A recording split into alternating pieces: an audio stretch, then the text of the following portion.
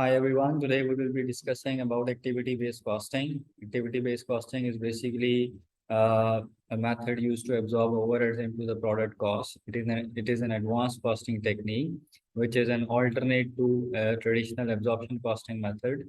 So today I will initially give you the overview of activity-based costing method itself, and then we will compare it with absorption costing, and then we will do one calculation which will help us to understand the difference in cost calculated using activity-based costing and absorption costing.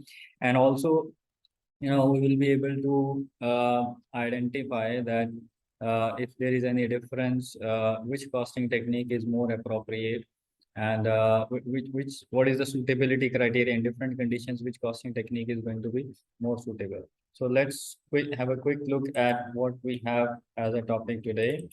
Activity-based costing, if I will simply look at what it is, activity-based costing involves, earlier I told you it is used to absorb the overheads, but if we will go into more detail, it will be realized that basically activity-based costing involves the identification of factors, factors as in cost drivers that cause the cost of an organization's activities cost to be incurred.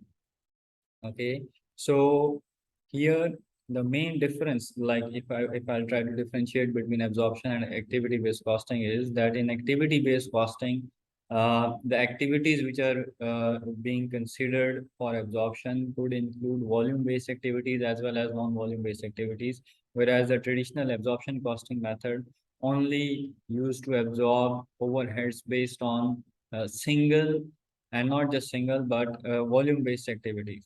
Okay, but here we have both activities involved. So what are the steps involved in applying activity-based costing?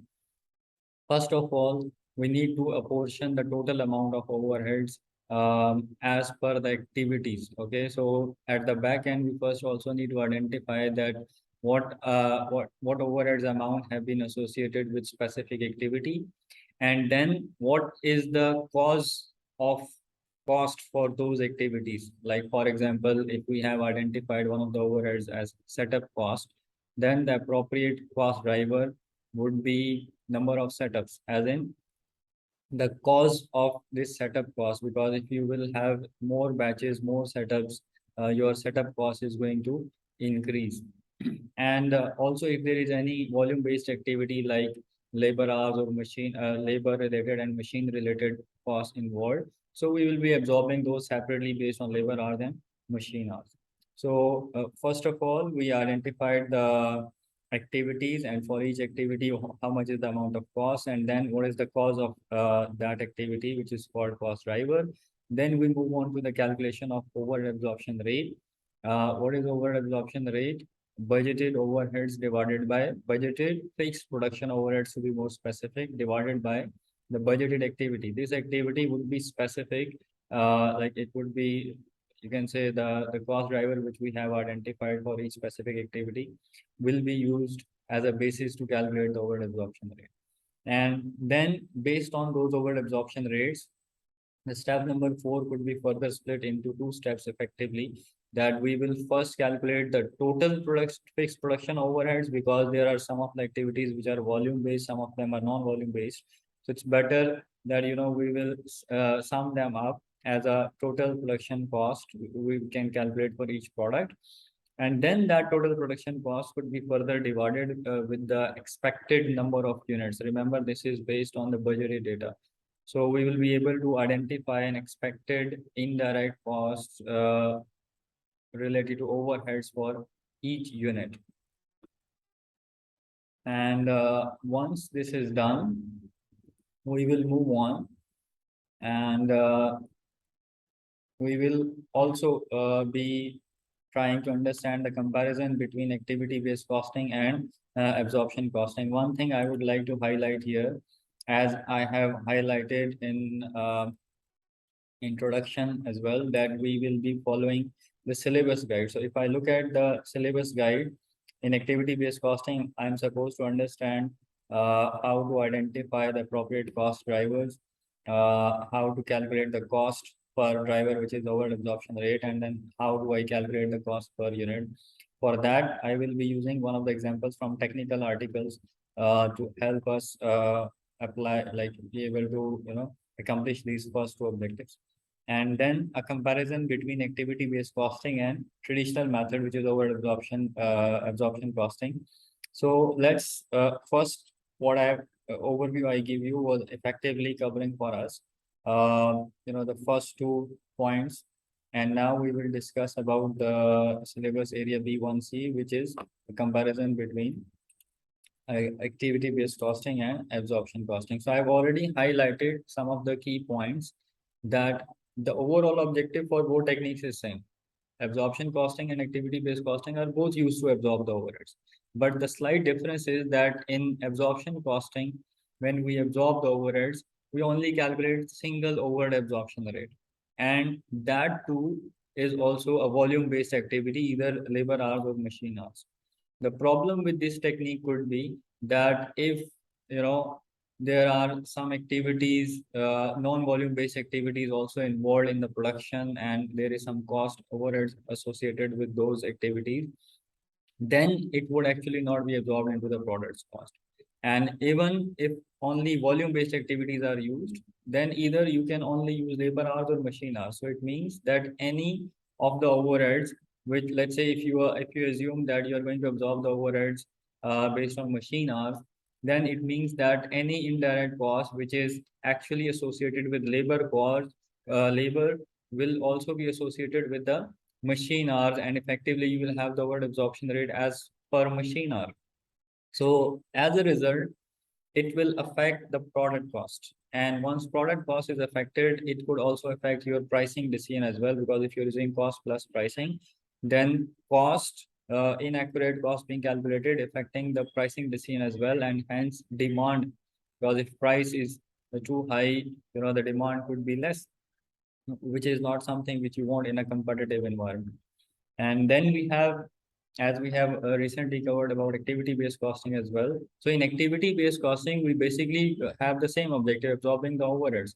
But the thing is that we do absorb the overheads in a way that, we calculate multiple overhead absorption rates, which incorporates even the non-volume based activities as well. The example of non-volume based activities could be a setup cost. So as we have earlier discussed that initially, because the overheads, the period cost was split according to the activities and how much each activity has incurred as a cost. So the overhead absorption rate would then be separately calculated for each activity. So if, for example, I'm going to calculate for one of the non-volume based activities, if I want to calculate the overhead absorption rate, I will take the total amount of fixed overheads incurred on setup cost and then divided by the appropriate cost driver, which could be number of setups. So it will give me an overhead absorption rate per setup. So then depending on how many setups are involved in making a specific product, that much amount of overheads will be allocated to product A, B, or C. Similarly, if we have some volume-based activities as well, then the overheads related to those activities would be absorbed based on the appropriate activity, that is either labor hours or machine hours. So here in activity-based costing, even if you have multiple volume-based activities, those will be considered. And if it is non-volume-based activities, whatever number of activities we have, each of them we will consider separately, and a separate overhead absorption rate will be calculated for each activity. And then depending on the consumption by each product, how much of the impact is related to a specific product, that much amount of overheads will be allocated to a particular product, which makes activity-based costing even more suitable in a case when a company is producing multiple products, right? So this is a slight difference between absorption costing and activity-based costing. Then a little bit more we can add just to understand from the perspective of suitability criteria, that as we have highlighted earlier, that activity-based costing is more accurate costing technique as opposed to absorption costing. But still, there are certain suitability criteria that we have to see if these criteria meet, then we should go for activity-based costing. And in case if you don't need activity-based costing, then there is no need to go through a process that it takes more time an effort to be able to actually apply activity-based costing. So what are the suitability criteria? First of all, because it is about absorbing the fixed overhead. So if in the total cost, the proportion of fixed overhead is very high, and we want it to be accurately, charged to each product, then it is more appropriate to go for activity-based costing. The second point I've already highlighted, that if we have multiple products, then again, because the risk, if you have multiple products and using absorption costing, the risk is that the cost of one product may be incorrectly, attributed to another product. And as a result, the cost of each product and hence the individual product profitability will also be affected. Then if you have, a complex machine-based manufacturing environment where more activities are involved, which are, resulting in the overheads, and then we can also identify the cost drivers for them. And yes, if most of the overheads are, linked with a non-volume based activity, because absorption costing doesn't consider non-volume based activity. So here, if we have, most of the costs associated with non-volume based activities, like for example, setup cost, uh, then it is more appropriate to go for activity-based cost.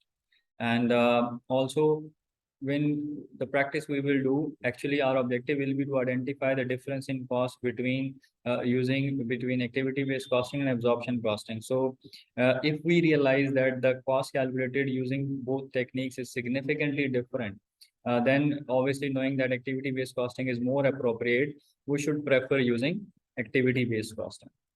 So this is what we have from the topic. As I said that I would try to cover all these aspects. Yes, the calculation part and identification of cost drivers is something we need to address using an example as well. So for that, we will now go to the technical article. There is one example within that technical article, which is available on ACCA website, and we will be discussing it in more detail, that how we can actually calculate the cost per driver and cost per unit, and how it can be compared to identify the difference in cost using both of these techniques.